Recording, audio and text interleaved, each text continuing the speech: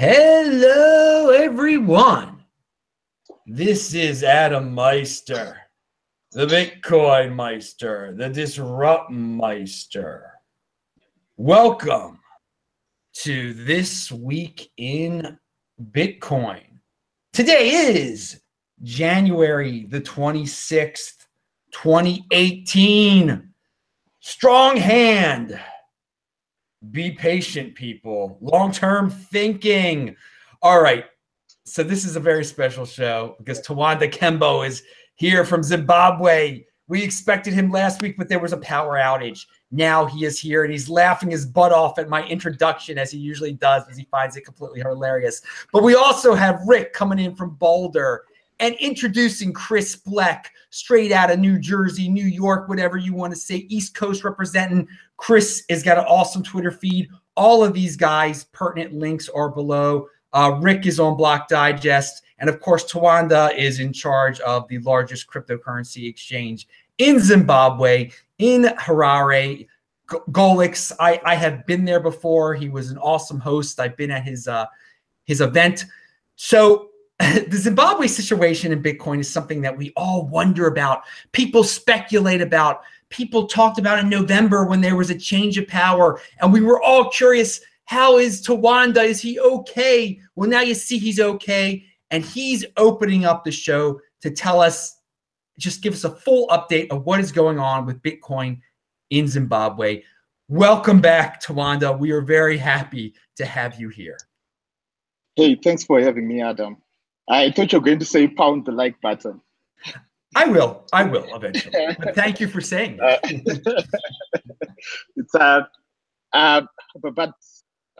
But those who've seen me in this show before, I've said it a few times.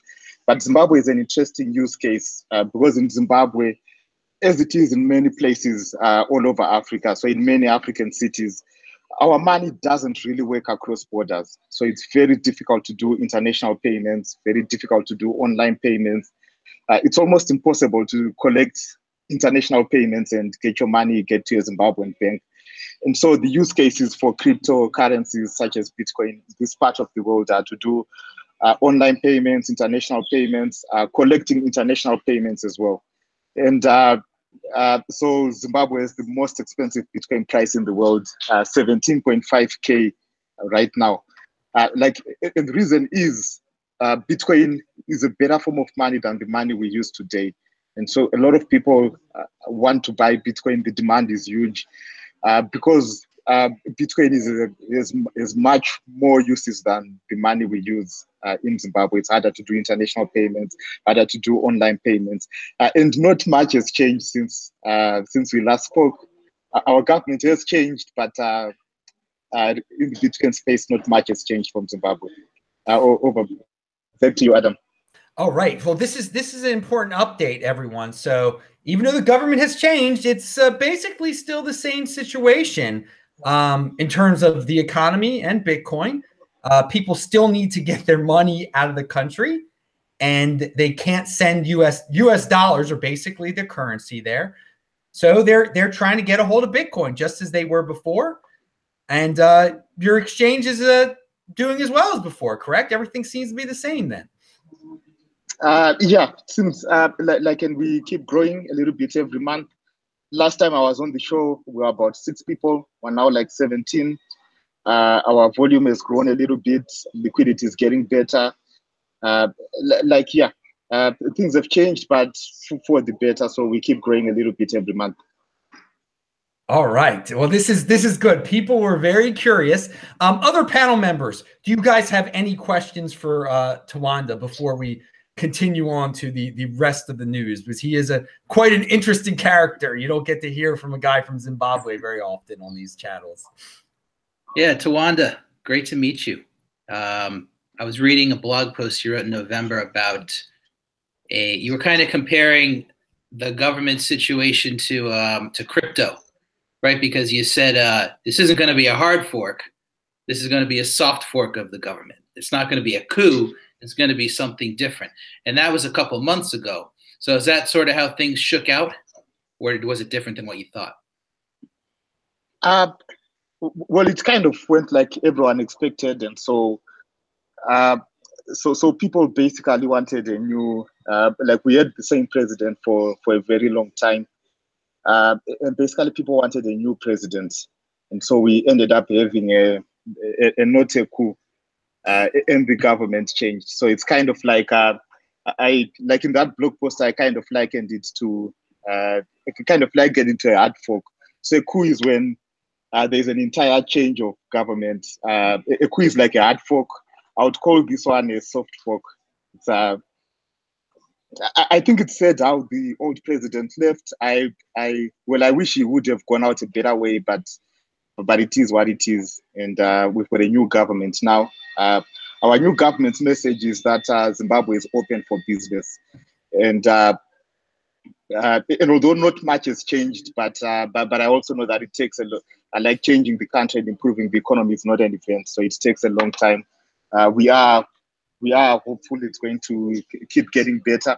We don't think things are going to get worse in Zimbabwe, so we think we've already seen the worst, and we think things are going to get better. But it's not just up to the government too, right? So companies such as ourselves that are building solutions to solve local problems, it's also our responsibility to improve things in Zimbabwe. And our team is working very hard to give people in Zimbabwe financial autonomy, to allow them to use their money however they want to, wherever they want to. Very awesome. Pound that like button for Zimbabwe being open for business. Please let it be true, and let's get it on over there, people. Let's hope that everything is, it's good that there's a change after, so many years. It's nice to have a change over there, and hopefully it is going to be truly different and they're going to be open for business. All right. So before we head on, though, I wanted to ask Tawanda a question. It's nice to meet you too. I just wanted to ask you because you were saying the power was out last time whenever you're supposed to be on. How was that situation? Were y'all able to handle that with SMS transactions, trying to get transactions out, or was there a way for y'all to sort of resolve that problem? Because I know that there's some applications out there that might help people through these problems, because we've really dealt with that issue over here with Puerto Rico recently, and I know that's an issue we're trying to shore up. So I was just going to ask how that situation pan out there. Yeah, so we still get those problems. Especially in countries, like in many countries in Africa, not just Zimbabwe, like in many places in Zimbabwe as well. So we still do get power outages. So a lot of countries, Zimbabwe included, consumes more power than it generates. And so we tend to import power. Importing power is still a problem for the government as well.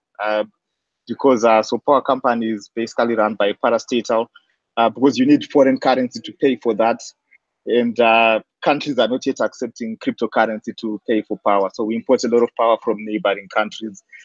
So it's going to take a while to solve these problems.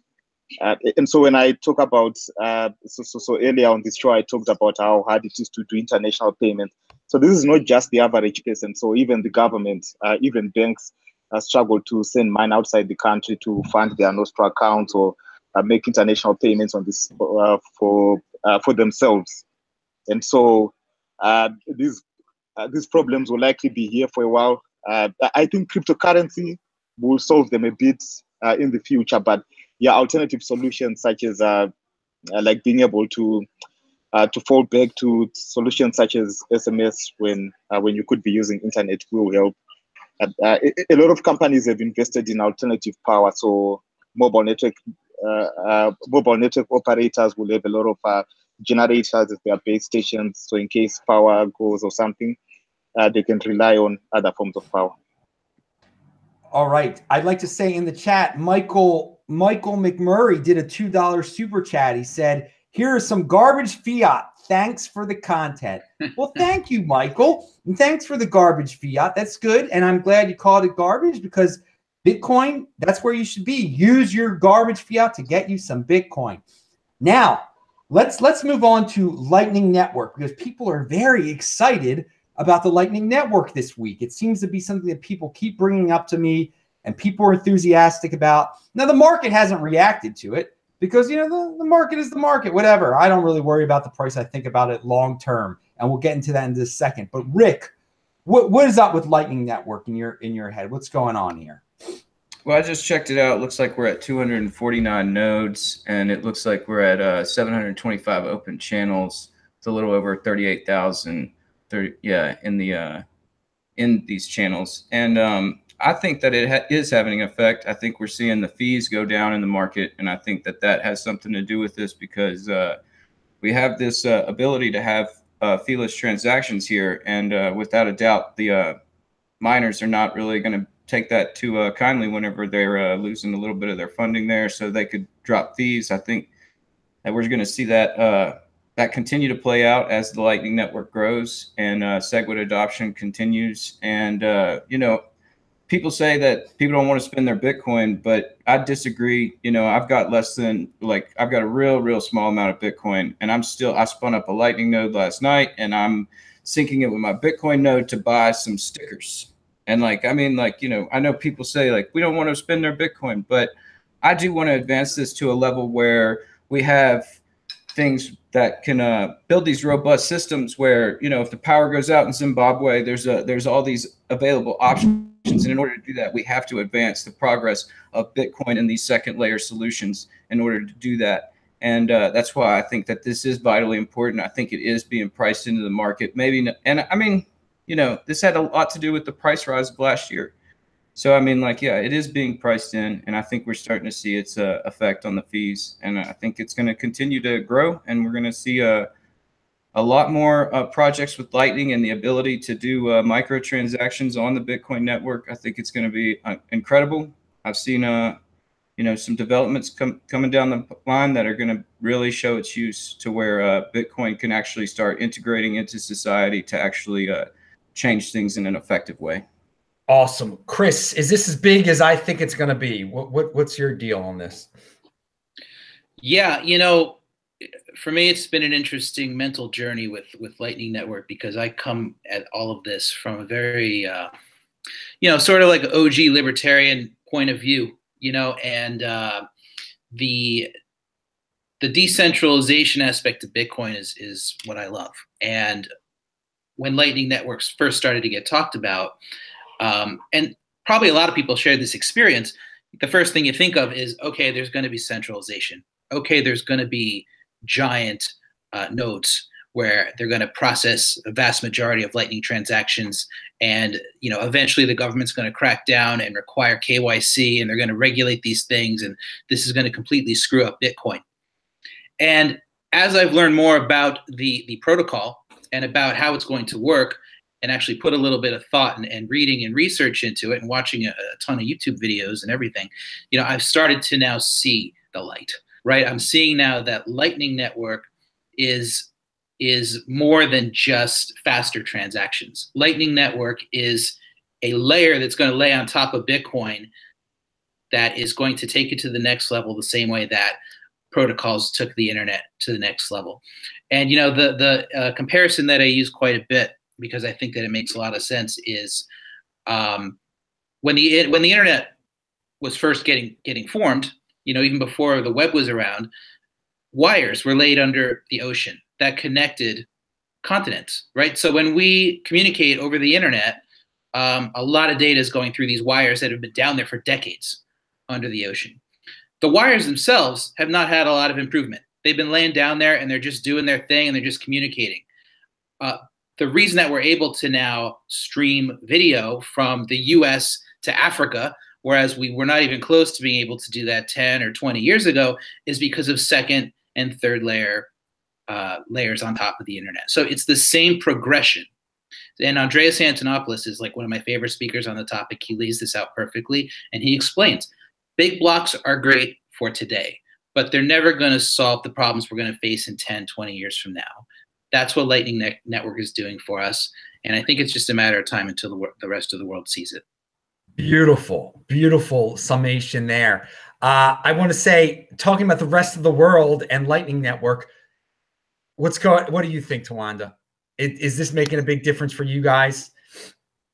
Well, it is. I don't think it's ready to be used for mainstream now or for a while. I think it's going to take time before we can we can really use the Lightning Network to to provide real solutions here. But one of the reasons I'm excited about it is I tend to speak to a lot of banks, regulators, institutions on the continent, and a lot of the people have a lot of questions about Bitcoin, but they've never actually used it. And so I normally start a presentation when I'm speaking to a bank or a regulator or some big institution. I normally start a presentation by asking who has used Bitcoin before. It's usually 0 people. And then I try to demonstrate it with an actual Bitcoin transaction. So I open bitrefuel.com. I use Bitcoin to send to buy some airtime. And so the phones we use in Africa are mostly prepaid. And so you buy some airtime for someone in real time, and they get the airtime instantly in real time, and they can start to see the power this technology has. And I don't know if you guys know this, but in Africa, most of Africa is unbanked. But even those that have bank accounts, like most of them can't do international online payments. So what you can use your bank account for is very restricted, and in many cases, even if you work for the bank, you can only make payments inside the country. You can't use it to do international payments. And so it's really powerful when you do that. Because of the fees, it was getting harder to keep doing that because you can't pay $100 every time to buy $1 worth of airtime. But I noticed there's a Lightning app directory. I see Bitrefuel is one of the guys building an app on top of Lightning, and I'm really excited about that. So I think Lightning Network is going to take off in Africa, especially because that's where the need for payments is the greatest. I believe cryptocurrency was designed for Africa, and I think in Africa there is a really good use case for something such as the Lightning Network. Well, there you go, people. This is going to be big. Once again, Lightning Network needs some work. It's not, it's not ready for everyone just yet. They're working on it still, but it'll be exciting in Africa. It will be very exciting to see what happens. I'm glad we have that African perspective on it. And people are just finding out about this now. Again, when I travel around, people ask me about Lightning Network. So people are very, very, very curious all around the world about it. Real quick, Tawanda, what on your exchange down there, what cryptocurrencies do you have on there now? Bitcoin and what else? So we've Bitcoin. Whoa. For a while, Bitcoin Cash, Bitcoin Gold, and so some people. Let me just some people are making. Can you ask them to? Sorry about that. So we've got Bitcoin, Bitcoin Cash, Bitcoin Gold. We've just added Ethereum. We've got Dash and Litecoin. We're working on adding Stellar too. So in a few weeks, we'll have Stellar listed there. All right, there's your update on exactly what we got going on down there in Zimbabwe. So now talking about exchanges, we've heard here in America that we're about to have something called Robinhood compete with Coinbase. Rick, tell us about this. What are you excited about? I'm excited. We need more competition here in the United States. People complain about Coinbase a lot. I say the solution is competition. What do you say about this Robinhood that we've heard about this week?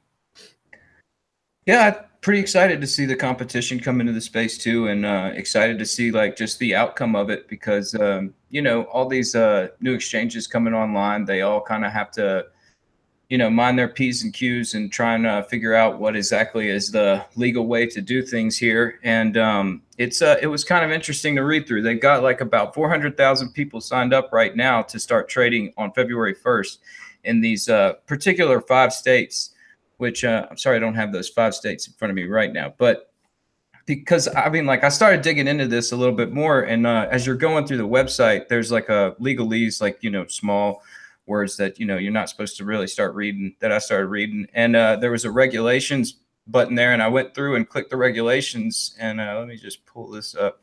It says that Robinhood Financial LLC is currently authorized to do business in all 50 states, Washington, D.C., and the Commonwealth of Puerto Rico. And it does not currently offer foreign investment accounts. To apply for Robinhood account, you must be 18 years or old, have a valid social security number, have a legal U.S. residence, be a U.S. citizen. And you know, it just kind of goes into more than 5 states on that legal document. And it kind of like shows like, I don't know, maybe they put out this exchange. They said, here's the way we're going to do it. And you've got till February 1st to respond whether or not you're going to shut us down. And now if you don't shut us down, we put in there that we were going to do 50 states, but we only did 5 and you still didn't shut us down.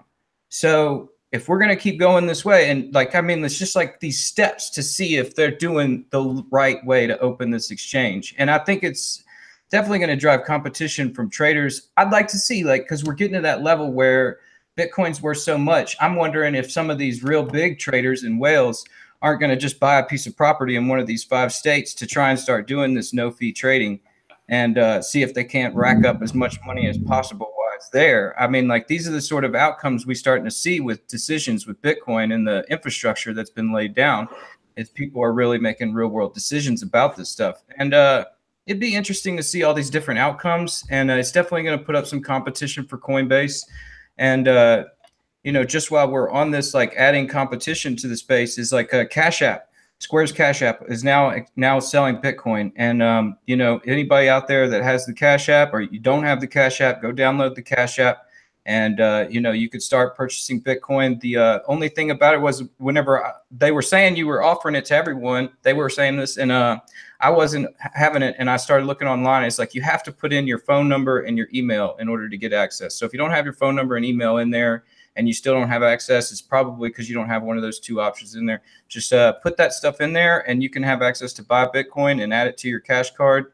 It's still relatively new in the process. And, you know, it's great to have all these new on-ramps for Bitcoin users and to see these, you know, entrepreneurs testing the waters to see how these decisions are going to affect society and what the outcome will be. Because it looks like they're not planning on making much of a profit for a while because they're trying to really, I guess, be the place for arbitrage in space. Yeah, they're trying to make a big splash and take some losses now. Chris, what's your thought? What are your thoughts on this? One of the things that I love about what Robinhood is doing, I'm a marketing guy. Right. I think that Robinhood has come out of the gates and they're the first exchange that's really embracing the crypto trader lifestyle. So if you go on their crypto website, you know, it looks like Tron, right? It looks like a video game. You know, it's flickering at the top of the page, "Don't sleep," which is kind of like an homage to how crypto traders are, you know, that meme where we're in bed at night, our wife is laying next to us, but we're looking the other way, looking at our phone, looking at the price of Bitcoin. You know, and I think that Robinhood is the first exchange who's sort of coming forward and saying, we understand you. We understand what you like. We understand how you are. We understand what you want to see when you're trading, you know, and it doesn't really matter when it comes to, you know, whether or not you can actually trade, right? But to me, that's a symbol that perhaps they're going to include features that are important to people like us, the video game generation that likes to have that kind of extra little, like, we get you type of mental thing going on there. So I'm excited about that with Robinhood, because we haven't been seeing that with Coinbase or other exchanges yet. That's awesome that you have that marketing perspective on that. I hadn't thought about. We need some reach out to the community here. Definitely, we need to make things easier. We need the user experience to be easier. If these guys are going to do it, then more power to them. That's awesome. Hey, I just wanted to make a quick comment about that because you did remind me. It's like they really are reinforcing that, like, you know, that lifestyle of, like, you know, this is 24/7. You don't sleep, you speculate. And it's one of these things where I think, like, it's important to remember that there's also exchanges coming online like Bisq, where it's a decentralized exchange with PGP, you know, orders that are not on a centralized exchange book that can't be legally taken down. And we know that they are taking these legal steps to make sure they don't get taken down. But it is important to remember that this is a centralized thing that can be taken down. And I think that we should be monitoring these Bisq growth calls on YouTube. They're happening every week, and they're trying to build their USD liquidity.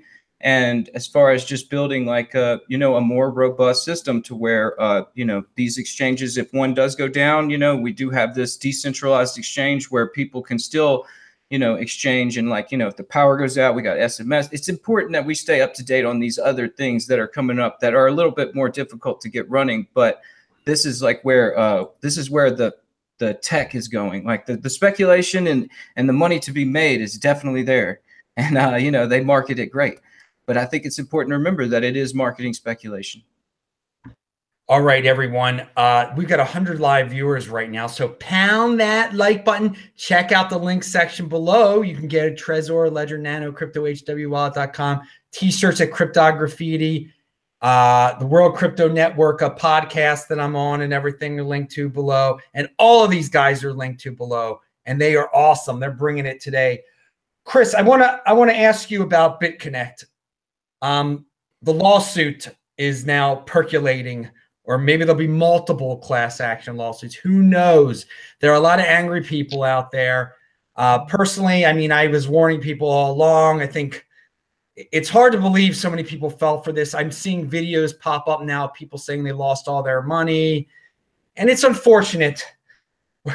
What is your take on the situation? What is your take on this situation? Of course, it's unfortunate. It's this is not the last time this is going to happen in crypto. We are in the Wild West, and the whole point of regulation of other markets is to prevent people from entering into investments without reading through what they're getting into, thinking it through like a logical person, and being careful with where they put their money. Bitconnect was obvious to so many of us, but obviously to a lot of us it wasn't, right? So people put their money in, they lost it. This is the danger of centralization. So Bitconnect, super centralized. There's a litany of ERC20 tokens that you can buy right now in the top 50 to 100 on CoinMarketCap that are just as centralized as Bitconnect. Perhaps they're not quite as Ponzi in the way that they were operating, but if one person who's running one of these coins gets hit by a bus and the thing goes out of business, that token is going to plummet in value. So any kind of centralization is a risk when it comes to cryptocurrency. It's much different than when you're working in the stock market, when you've got a company and you got profits, and if one person goes down, the whole company isn't going to tank. These are tiny operations, tiny projects that are relying on just a few people sometimes, and you're going to have this same danger existing throughout the token economy. Well, then, Chris, what do you think is going to happen to Ripple? Do you have any Ripple predictions? Ripple, to me, in my opinion, Ripple runs the same risk as Bitconnect, because Ripple tomorrow, not that they would, they're a business, they're trying to profit. Ripple Labs is a for-profit operation. So it would be stupid of them to just kind of disappear tomorrow. But at the end of the day, you're investing, whether it's Ripple or it's another crypto coin that has a small dev team or maybe even one developer. A lot of them just have one developer, and you've got thousands of dollars invested in this project. And that one guy could walk out his door tomorrow and a tractor trailer could be roaring down the street and plow him over, and all of a sudden he's roadkill. And then there's nobody working on this project, right? So the coin will still exist, but nobody's going to be working on it. The PR is going to come out. It's going to be a disaster, and it's going to fall apart. So you need to think through all of the possible things that could go wrong when you're investing in a crypto coin. And Bitcoin is pretty much the only one. And I wouldn't call myself a maximalist, but in this regard, Bitcoin is the only one that has a community that's broad enough where it won't run these kind of risks. All right, Tawanda, has Bitconnect affected anyone down in Zimbabwe? I know when I was in Zimbabwe, there were some people who'd gotten scammed by OneCoin. So I know scams definitely reach Africa. This is very true. What are your feelings, your thoughts on Bitconnect, and have you seen the effect down there? And do you know about the lawsuits that are going on here in the United States? Oh yes, I do. Everyone knows about those. But it's unfortunate for a lot of people. This is how they get introduced to cryptocurrency. So especially in this part of the world where we still have a lot of people that are living on less than $1 a day. And these people know someone who's made money with Bitcoin. So someone who drives a Mercedes-Benz, and then they ask, how did you get that? And the person says, I bought Bitcoin when it was early. So these people are looking for the next big cryptocurrency. trying to get rich fast. And in places where there's a lot of poverty, these scams tend to be more effective than in other places. Yeah, I know some people who've put money there. I've advised some people to be careful with their money, to invest responsibly. But yeah, it happens even in this part of the world, and it's unfortunate. A lot of people get introduced to crypto this way, and we know that a bent child dreads fire. Do you have any feelings on any thoughts on Ripple? I know it's not exactly related, but it is very centralized, a very centralized coin that people have been talking about a lot lately. Yeah, well, I think there are lots of better solutions. I haven't looked technically into how it works because I've just not really been interested in it because of the centralization and it being designed for banks, and like I don't see how significantly better it is than the solutions they are using now.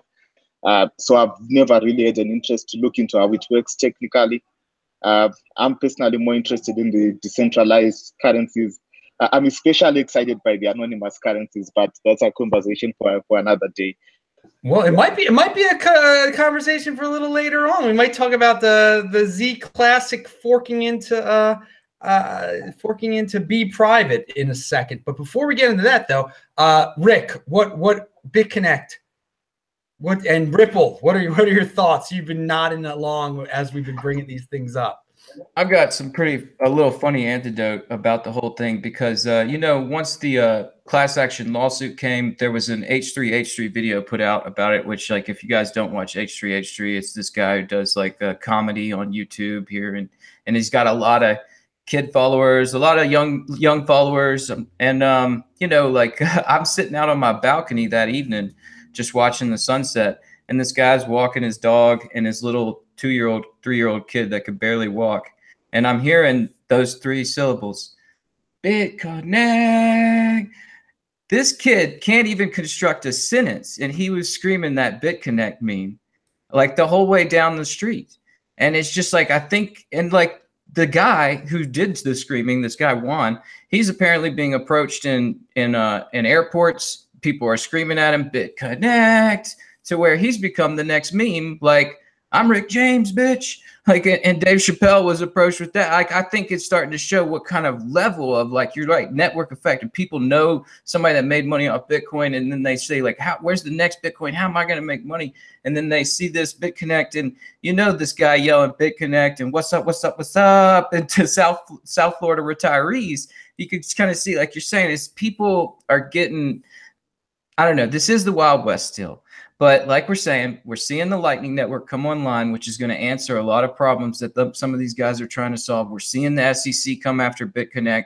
We're seeing a lot of advancements in the way where I'm not sure how much longer this speculative boom is going to be here until we start really seeing, like, you're going to have a use case. You're going to have more than one developer. You're going to have something else behind this stuff because there's now some form of framework for what an ICO is supposed to be. I don't know how long that's going to be, but I think that's coming down the road pretty soon. And before you ask, man, my thoughts on Ripple is just like, if you're into Ripple, like you're missing the bigger thing we're solving here. And if you're missing that, I'd say looking a little bit deeper into Bitcoin and what we're doing here with this, because there's a big problem that's come about in our society from a lot of profiteering from these guys who are running Ripple. And so we're trying to solve that problem. And so if they're trying to recreate the problem in a different format, I'm not interested in it. And I think, like, we should pay attention as to why we're in this space. And it's got to do with immutability and censorship resistance. And I mean, like, speculate. But for me, like, the whole idea just aggravates me because it kind of just misses the point. Very, very good points there. And yeah, I don't get the point of Ripple. I don't understand why. Again, it's all about speculation. That's why people are jumping on it. They treat it like a penny stock or something like that. They don't really care about the fundamentals of cryptocurrency. But hey, not everyone can care about the fundamentals of cryptocurrency, I guess. Let them do what they want to do. They'll learn the lesson in the long run. just as all these Bitconnect people have learned the lesson. And, you know, you're saying that there are people who were associated with Bitconnect being yelled at it in airports. Well, now they're really going to be yelled at when they're noticed by people like, you scam artists.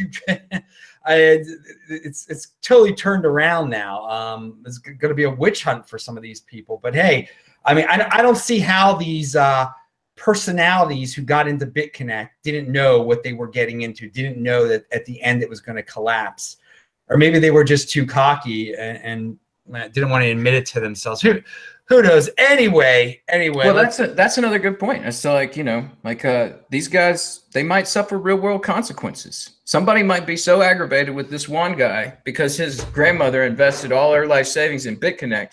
Now he's going to track this guy down and fight him.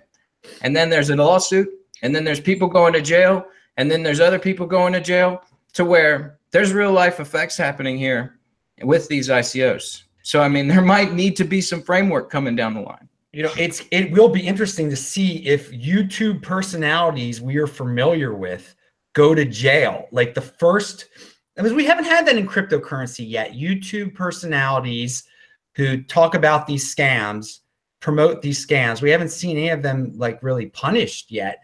And I'm not saying that I want to see them in jail. I think a lot of people want to see some of these guys in jail, but that would send quite a message. That would change the tone of things and maybe calm down some of this insanity over some of these so-called projects, because they're not.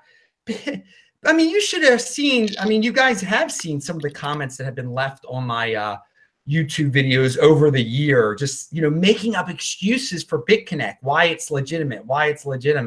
And now, in the end of the day, we see that all the people who were calmly thinking long term were right. And God, it's a messy situation, and I'm glad I was on the right side of things and told people avoid. And I try not to talk about it as much as possible. Just to even say the name gave them legitimacy at a certain point. Anyway, speaking about, you know, giving legitimacy to illegitimate things, there are a lot of people out there that are very, very concerned about the futures market, that there's secret mega powers behind the futures market that are manipulating it. And then here today on the 26th of January, there's going to be this miracle that's going to happen, or there's going to be this nightmare that's going to happen because one of the futures contracts expires today or something. And I did notice that the price of Bitcoin just did ramp up back over 11,000 again. Again, I don't care about minute to minute price differences that much, but people are bringing it up. So I know Chris had an awesome tweet, and this is how I found him. You know, talking about the price, how we have to get used to these incredible price drops. And, you know, why worry about why they're caused? I mean, they're caused for mostly irrational reasons. It's just we got to think long term. So, Chris, starting with you, what's going on with the futures market? Are you worried about it? And what are some price thoughts on your end? The futures market, I don't think anybody really knows yet what kind of impact it's having. What we do know for sure is that since it launched, we've seen some weird stuff, right? So people are starting to guess maybe it's doing this or maybe it's doing this. At the same time, we're seeing potential things happening from South Korea. We're seeing other governments getting into the act. We're seeing Tether doing all kinds of weird stuff. So there's so many things going on at the same time that I don't think that we have a way yet to isolate what impact the futures market is having. Right, but the essence of the tweet that you mentioned was really, it was about, you know, basically what I was saying was, how are you going to feel? You know, we dropped from 19,000 down to 10,000, a $9,000 price drop. How are you going to feel in 6 months when we dropped from 50,000 down to 30,000, a $20,000 price drop? How are you going to feel in 1 year when we dropped from 100,000 down to 60,000, a $40,000 price drop? $9,000 is going to seem like nothing compared to where a lot of people think we're going with the price. And if the futures market is having an impact right now, it's going to lessen the more volume, the more the market cap of Bitcoin increases, right? Because they can't have the same impact in a year from now that they can have now if more and more people, companies, governments, just money comes into Bitcoin. So I think it's something we do need to get used to. The price swings have always existed. I started really investing in earnest in spring of last year. And right away we dropped from $3,000 down to $1,800. And I was negative on my money, and I'm thinking, oh shit, right? And then, fast forward to now, the same thing happened. People came in at 18,000, 19,000. We're down at 10, 11,000. It's going to keep happening every cycle. The difference now is we're getting more and more people who are more in it for the investment profit and less in it for the principle, the libertarian aspect, the economics of Bitcoin. So that's going to be the challenge going forward. Also, did you have one more? You had a comment you wanted to say about Ripple? Yeah, my comment there was just about the fact that, sort of like what I just said, most of the price action on Ripple has come from people seeking profits. Those people are going to continue to grow in percentage as a percentage of the total of investors, as opposed to 2 years ago. The number of people that were in Bitcoin for profit was probably a smaller percentage than the number of people who are in it for the technological aspects, for the liberty aspects, for the way that it was going to change banking and all that kind of stuff. As time goes on, the percentage of people involved in this ecosystem that are in it just for the gains is going to grow and grow and grow. And I'm really confident that people like us and like people in the chat right now are outnumbered already. The only thing that is going to win those people over is either gains or convenience, or they got to benefit somehow economically. And with things like Lightning Network and other improvements that Bitcoin is going to make, we need to make sure that Bitcoin and decentralized cryptocurrencies become the most convenient, become the best for the average Joe, and become the cheapest. And the gains, as time goes on, 10, 20 years from now, I don't think we're going to be thinking as much about gains as we are about convenience and usage and adoption. So that's what I wanted to say about Ripple. Oh, awesome. Awesome there. It's the 20% and the 80%. You're correct. We are very much outnumbered here. The rational are very much outnumbered by the irrational and the impulsive. One real quick thing. You mentioned Ripple. A lot of people, not Ripple, excuse me, Tether. You mentioned Tether, and someone just asked me about Tether in the comments section. I don't talk about Tether very much. What are your Tether thoughts, real quick? I'm terrified of Tether. I think that Tether claims, I believe, and I don't claim to be the expert on this, but I believe they claim to have $1 for every Tether somewhere stored, right? And then we see them printing hundreds of millions of Tether, and there's patterns now that are being looked at. And I'm seeing tons of data on Twitter that's starting to bubble up about what happens right after Tether prints a ton of new Tether, right? So the fact of the matter is that if I, sell $10,000 worth of Bitcoin right now, I can get $10,000 worth of Tether right away. Is there really $10,000 backing that Tether up? Is question one. Question two is, does it matter? Is Tether just another shitcoin?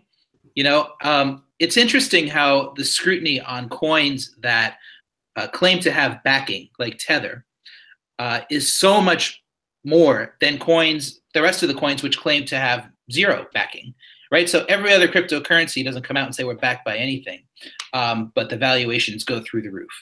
Tether says we have $1 for every Tether, and everybody wants to know exactly what's going on. So the promises made in the beginning is really the biggest problem. So there's a big potential for serious problems with Tether. I think most of it's going to be around public relations and just creating fear in the market if they do somehow get exposed. That was a really good point about Tether compared to the other altcoins. It gets a lot more questions than these other guys do. Very, very, very interesting. I know, Rick, you've got a lot of things to say, but I want to get to Tawanda real quick. So remember everything you want to say. Tawanda, with the futures markets, do you care about these futures markets here? Is that do you think this is affecting the price? Is this something you're concerned about? Not so much. And so, like, also goes back to what I said earlier, that in this part of the world, we tend to think different of cryptocurrency. So, so the use case is not as big for a store of value as it is for payments. And so, we're more excited about the ability to buy it just in time to make a payment somewhere else. So we don't care too much about the price, but there is a good use case for using it as a store of value, because African cryptocurrencies are very inflationary and very volatile. So all over the continent. So the money we use is very, very volatile and very inflationary. And so, so cryptocurrency also makes a good use case for using it as a store of value here. But the need for payments is just huge. And so a lot more people are buying it just in time to make a payment somewhere else. All right, Rick, your thoughts on futures and everything that you've been bubbling up to say there. Oh, just, you know, I mean, like, I'm not really that worried about it, just because I'm not sure how much the CME futures is having an effect on the price. I think that the price is, you know, got a lot of different variables into it, and to say like it's one thing, I don't know how much that one thing is going to affect it. I mean, maybe for the time being, but not for long term, like we're saying. And I mean, you know, this morning I was just kind of looking over the charts just to see like how long did we dip below 10,000, and it wasn't even a few hours, because like that was one of the things that I was, you know, kind of curious about whenever, you know, looking at the charts, was just like, what's the buying pressure going to be like under 10? Because like, I think a lot of us like long-term guys that are thinking about this sort of know like the long-term value proposition of this, and like under $10,000 does seem like a good enough deal to where, you know, maybe people will start going grab some loans to buy some Bitcoin, people that are in the know. And, you know, I mean, like maybe we do drop down for a little while, but I mean, for another support level. But I mean, like we're saying, long-term picture of this thing is nowhere near where we need to be. This is still early as far as the price goes. As far as how quick are we going to move up? I mean, like we could judge, like you're saying, from last year, whenever, you know, it was 29 and it dropped to 18, and then we rose all the way up to 18,000. I mean, like, and that was all within a pretty, not even a year. I mean, maybe like 8 to 10 months. And, you know, I mean, what can happen if all of a sudden, you know, a lot of ICOs disappear because there's a legal framework and Lightning networks are coming online that are using real world use cases, and people start pouring those dollars back into Bitcoin? And what could that do to the price? I mean, there's just definitely a lot more room to go up, than to where when I look at the price, I'm usually just looking for a good place to get in, because yeah, I still see us needing to be somewhere in the millions for just to control the volatility and the amount of marketplace activity that will eventually occur on Bitcoin network. And, you know, like the Tether thing is interesting, like you were saying, as far as like they're the ones that are getting pinned out. And I think it's got a lot to do with that, like value targeting the dollar. And just like, you know, they're the only guys that are trying to do that. And you know, that's where it's also like, I see their point. You know, it's like they need a bunch of people to try and figure out how to get into crypto that are not, you know, too savvy about it, and they want to understand it. It's like, well, here, we've got this thing for you to easily understand. When you put in $1, you're going to get $1 in this Tether thing, and then you're going to, you know, move it around, and then you're going to move from exchange to exchange and do what you want to do. And I mean, like, there's some people that probably get that a lot better than trying to arbitrage Bitcoin and stuff. And I could see like where they were just trying to serve a market, but like you're saying, you know, it definitely puts them in a spotlight, and you know, it'd be you know, interesting to see how that's all going to go. I think you're right; it's a lot of PR trouble for them, but you know, might shake out well, might not. It's still up in the air. You know, last time you were on the show, we were talking about Tether also, so it's interesting. It gets brought up again. I didn't really plan on talking about it today, but it is interesting. I mean, it's still in the news. It is a PR thing. It is the of all the PR issues in crypto, that one is probably the largest one. Was they've had to fight a lot of speculation and a lot of rumors, and they've done an okay job of it, I guess. Everyone, we're getting toward the end of the show now, so pound that like button. The guests are going to talk about, you know, their stories of the week or anything that I've left out. Let's start with you, Tawanda, because we started the show with you. what have I left out here? What other things do you want to share? You know, you could any stories that I've left out, anything you want to say about Zimbabwe, anything. If the floor is yours. Tawanda, you're on mute, Tawanda. Okay, there you go. Okay, just unmuted it.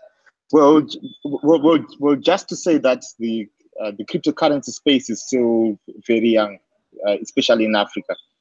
And so we're running an exchange in Zimbabwe, probably the only company. So, the only there is one other company. So just two companies doing all the education, like and a lot of stuff, like trying to build a number of solutions. So not just focusing on one.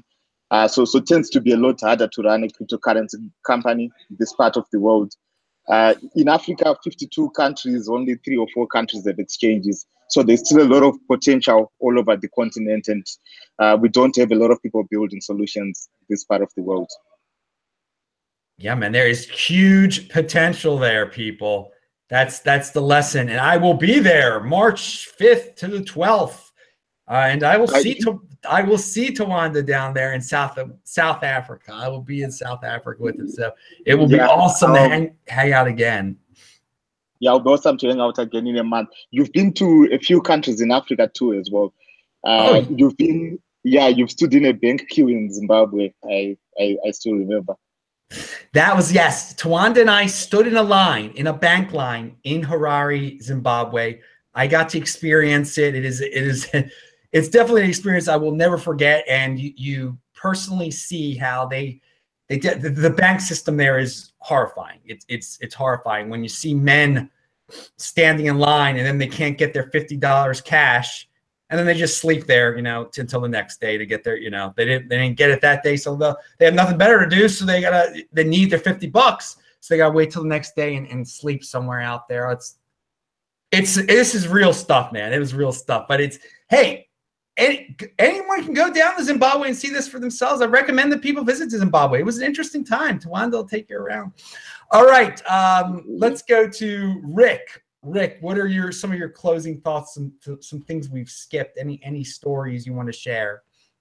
Yeah, just a closing thought there on that about Zimbabwe. It's just like, you know, I think it's important, you know, because like we're doing all this heavy speculation in the space, and a lot of money's being made that, you know, a lot of this money go towards these real future applications that are going to help situations like that over there in Zimbabwe, because, you know, the amount of liquidity there to test these markets is not as much as here. And I think it's important to test these things. And, you know, I mean, like we were saying earlier, I wouldn't recommend anyone just going and using Lightning right now. But, you know, like I think it's important to invest in all these things because we need to get these problems solved. And, you know, they usually do happen, you know, somewhere in the United States and then sort of spread outward. And I think it's, you know, we need to focus on that there's big problems out there. And just a final, you know, statement is like you can catch our Block Digest show tomorrow. I think we'll be on at 12 Central Standard Time, and I think we're going to go over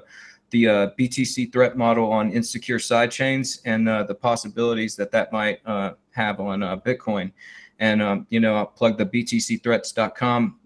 You know, that's our guy J.W. Weatherman, and he runs that and is always looking for new threats and the threat models, and you could help him out with that. And we got our meetup coming on February 1st here in Boulder, Colorado. If you're in the Colorado area and you'd like to come to this meetup, I'm going to be putting together this presentation to show how we could socially integrate Bitcoin and Lightning networks to actually change the way that people move throughout society in a way that is effective for things that we need. There's lots of problems here.